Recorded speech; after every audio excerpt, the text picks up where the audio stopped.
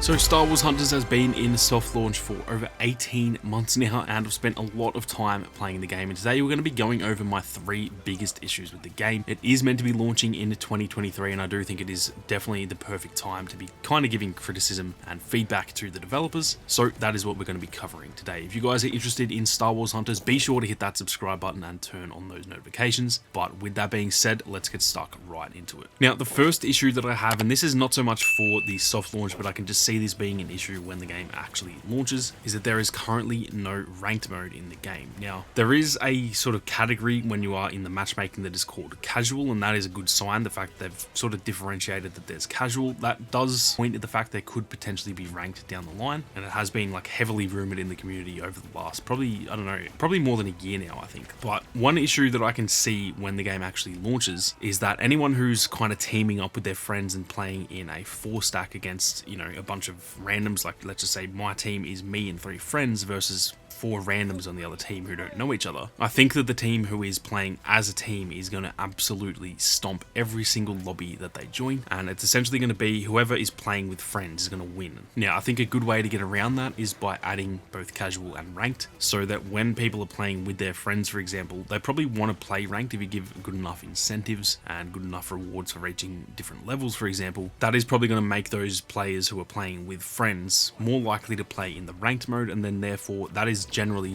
where the 4 stacks are going to kind of congregate. That's where most people are going to play when they're playing with friends. While that casual mode, obviously there will still be some people in there who play with friends, but for the most part I think that will mostly just be people who are jumping on for a game or two just to play casually and not have to sweat to try and win a single game. Hunters is definitely the type of game where teamwork absolutely dominates. If you guys have played Heroes vs Villains in Battlefront 2, it is very similar to that in that the team who kind of sticks together pretty much wins every single game, which on one hand I kind of enjoy the fact that if you're playing as a team you're going to win, but on the other side it is a real issue if you're just jumping on to play a game and you come up against a 4-stack on the other team. That is not an enjoyable experience for anyone, because it's pretty much just that one team sticking together, and then every single like gunfight or battle that you get into is essentially you versus 4 people on the other team, while the rest of your teammates are all dead or randomly spread throughout the map. So like I said, I don't think that's really too much of an issue just yet. I haven't really come across that all that often in the soft launch of the game, but I think once the game is fully out and people start sort of squatting up together, I can really see that becoming a very, very big issue. Now, my next issue in the game is that I do think that matches can be a little bit too short sometimes. Now, I understand it's a mobile game in the grand scheme of things, even though it will be on the Nintendo Switch as well. But obviously with a mobile game, you probably don't want to be playing like 20 to 30 minute games, for example, like a Battlefield or even a Battlefront 2, because not everyone, if you're playing a mobile game, not everyone is going to be sitting there like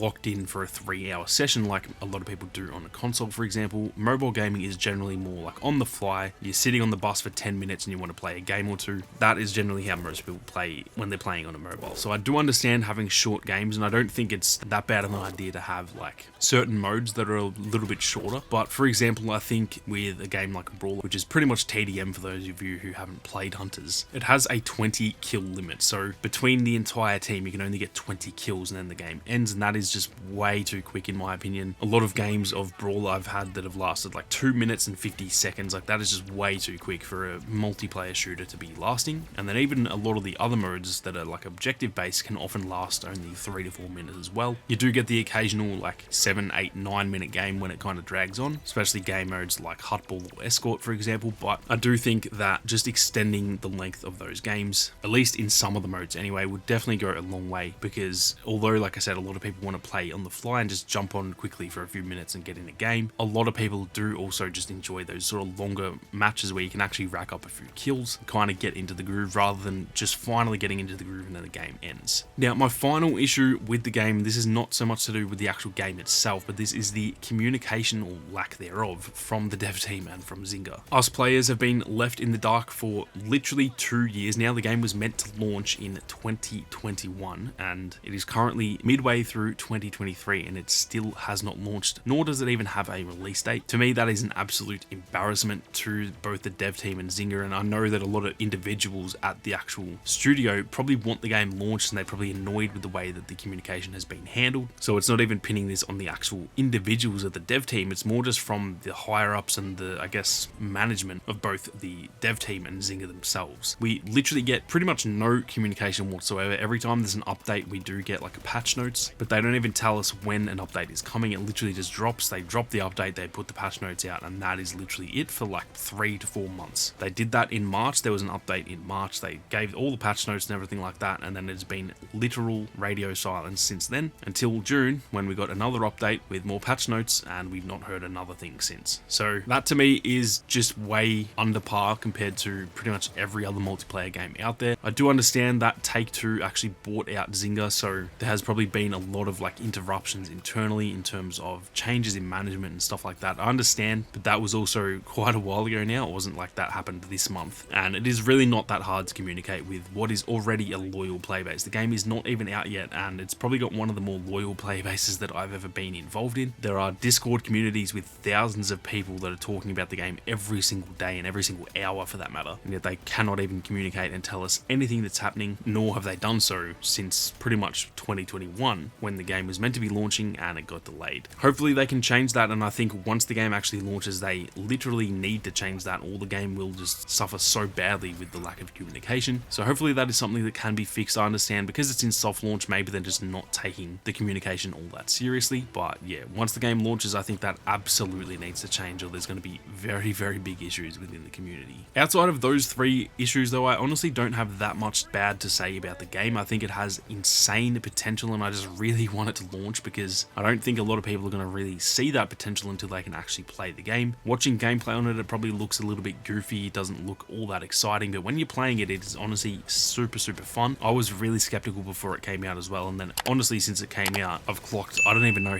how many hours at this point. I'm already nearly the max rank in the game, and it isn't even out yet. So coming from me, who's not a mobile player, the fact that I'm nearly the max rank in the game, that should say a lot about the actual potential and the enjoyment of the game. But like I said, until it launches, I just don't think a lot of people are going to see that, unfortunately, which is definitely very frustrating as a player. I'm keen to hear what you guys think of the game, whether you've played it or not though, so be sure to leave your thoughts down below. If you have played the game, I'm keen to hear your issues with the game as well, so leave those thoughts down below as well. But with that being said, thank you all very much for watching. You guys have a great day, and may the force be with you always.